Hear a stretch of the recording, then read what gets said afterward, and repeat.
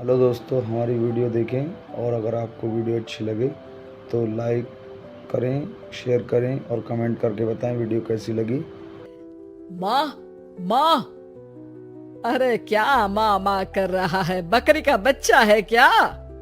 अरे माँ मजाक छोड़ो, मुझे फाइनली वो मेन चौराहे वाली दुकान मिल गई है। अब देखना, आपका बेटा दुगनी स्पीड से पैसा कमाएगा। उफ, ये क्या? मेरी ऑनलाइन मेकअप क्लास चल रही है। इतनी जोर से क्यों बोल रहे हो आप दोनों? अरे मेरी धर्म पत्नी जी, मेकअप क्लास बाद में करना। वो चौराहे वाली दुकान मिल गई है हमको। अरे वाह, रुको मैं अपनी माँ को फोन लगाकर बता देती हूँ। अरे मैं भी अपने रिश्तेदारों को बता देती हूँ, कितनी खुशी की बात है।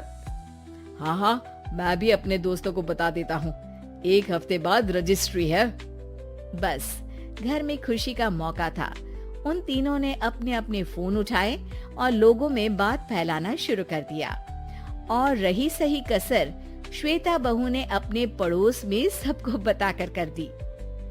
अरे वर्मा आंटी, अब हम भी जल्दी कार ले लेंगे, घर का रेनोवेशन होगा और ठाट से रहेंगे हम भी। अरे ऐसा क्या हुआ? लॉटरी बाटरी लग गई है क्या?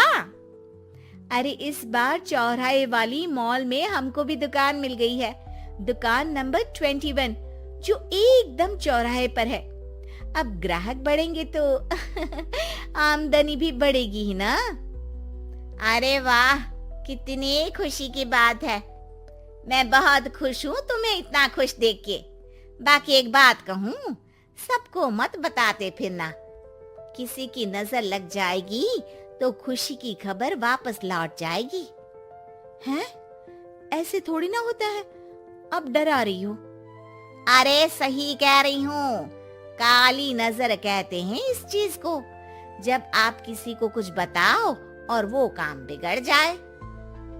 अरे लेकिन मैं तो... तुमने सबको बता दिया ना? हाँ, फोन लगा लगा के। अब बच के रहना, काली नजर बड़ी खतरनाक होती है। श्वेता इतनी खुश रहती है कि वो वर्मा आंटी की बात पर ध्यान ही नहीं देती, जबकि पड़ोस में और भी लोगों से खुशी की खबर शेयर करती रहती है। अगले दिन राजेश बहुत दुखी होकर घर आता है। अरे बेटा क्या हुआ? मुंह क्यों सूजा हुआ है? मधुमक्खी ने काट लिया क्या? माँ, वो दुकान किसी और के पास चली गई, किसी ने ज्यादा भाव लगा दिया। अरे पर बात तो आपसे हुई थी ना उस दुकान वाले की। हाँ, आज मैं टोकन अमाउंट देने गया था, तब मुझे पता चला कोई आकर सुबह मुझसे पहले ही ज्यादा अमाउंट दे गया। काली नजर। क्या क्या कहा? वर्मा आंटी ने समझाया था कि किसी को बताना मत, वरना काली नजर लग जाएगी। अच्छा, तुम्हें उनकी बात मान लेनी चाहिए थी। उनकी बात मान लेती, लेकिन उसके पहले ही सबको बता चुके थे ना हम तीनों। अरे अगली बार से ध्यान रखेंगे, कोई भी नई चीज होगी तो किसी को नहीं बताएंगे। तीनों कुछ दिन ऐसे ही रहते हैं, पर एक दिन श्वेता को एक मेल आता है।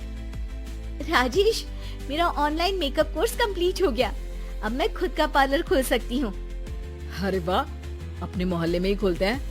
ये जो घर के सामने दुकान है ना, वहीं? हाँ, यहाँ सस्ती भी मिल जाएगी। अगले दिन श्वेता वर्मा आंटी के पास जाती है मिठाई का डब्बा लेकर। अरे आओ आओ, कैसे आना हुआ? जोर से नहीं बोलूंगी, वो सामने वाली दुकान है ना, वहाँ मैं अपनी पार्लर की दुकान खोलने वाली हूँ, उसकी मिठाई है। अरे वाह, बहुत बधाई हो तुमको। हाँ, मैं कमाने लगूंगी तो राजेश पर पूरे घर का बोझ नहीं रहेगा ना आंटी जी।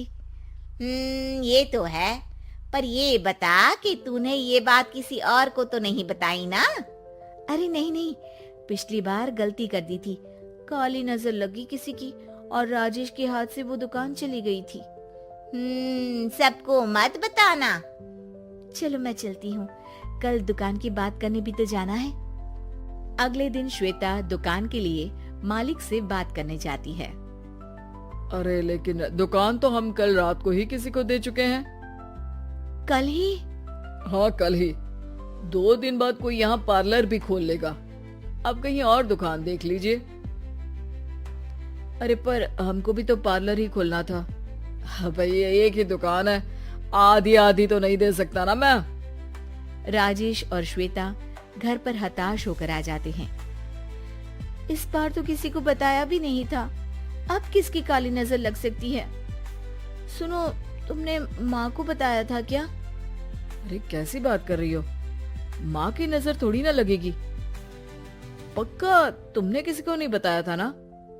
सिर्फ वर्मा आंटी को बताया था, उन्होंने ही मुझे किसी को नहीं बताने को कहा। अरे यार, तुम भी सही हो। मेरी माँ को नहीं बताने को कह रही हो, पर वर्मा आंटी को बताना तुम्हें जरूरी लगा। अरे वर्मा आंटी ने ही तो काली नजर के बारे में बताया था ना, वो हमेशा हमारा भला ही तो चाहती है। मेरी माँ भी हमारा भला ही चाहती है। अरे पर चिल्ला क्यों रहे हो? बात नहीं कर सकते क्या आराम से? नहीं आता वो आराम से बात करना, और करना भी नहीं चाहता हूँ मैं।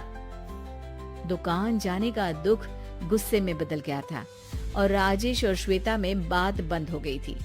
2 दिन बाद मोहल्ले में पार्लर का इनॉग्रेशन हुआ, जिसमें मोहल्ले के सभी लोगों को बुलाया गया, पर श्वेता, राजेश और माँ नहीं जाते। माँ, अंदर आ जाओ। क्या देख रही हो? अरे नया पार्लर देख रही हूँ अपने आंगन से। देखो, माँ को दूसरे का सुख देखने में कितना मजा आ रहा है। मेरा दुख नहीं दिख रहा इन्हें। यहाँ मेरा पार्लर भी तो हो सकता था। अरे चुप रहो यार, हर बात में लड़ाई क्यों ढूंढ रही हो? राजेश और श्वेता फिर बहस करने लगते थे। तभी माँ ने दोनों को बाहर बुलाया। अरे जरा देखो तो, दुकान चलाने वाले का बोर्ड पर नाम क्या लिखा है? श्रुति वर्मा। गाड़ी निकाल बेटा, हमें कहीं जाना है। काली नजर का इलाज कराने? राजेश अपनी बाइक निकालता है। तीनों ट्रिपलिंग कर रहे हैं। माँ राजेश को उस मॉल वाली दुकान पर लेकर जाती है जहाँ राजेश अपनी दुकान खोलने वाला था। यही दुकान लेना चाहता था ना तू? हाँ, पर इनको भी दुखी करने लेकर आई हो क्या यहाँ पर दुकान दिखाकर? वहाँ काफी नहीं था? अरे श्वेता, थोड़ा सब्र रख, अभी पता चलेगा कि हम यहाँ क्यों आए हैं। बता, इस दुकान चलाने वाले का नाम क्या है? अनुपम वर्मा। कुछ समझ में आया? वो दुकान वाली श्रुति वर्मा, ये दुकान वाला अनुपम वर्मा, और हमारे पड़ोस में हमने उस दुकानों के बारे में बताया किसको था?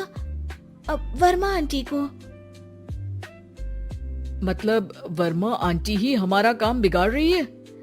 नहीं नहीं, ऐसा नहीं हो सकता, ये बस इत्तेफाक है।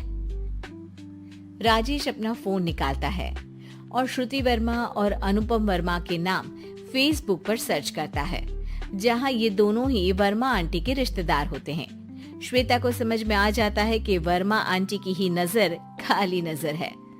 अब क्या करना है? कोई भी खुशी की खबर हो तो काली नजर से बचना है, यानी वर्मा आंटी से बचना है। अरे पर मुझे ये समझ में नहीं आया कि वो हमारे साथ ऐसा क्यों करेंगी।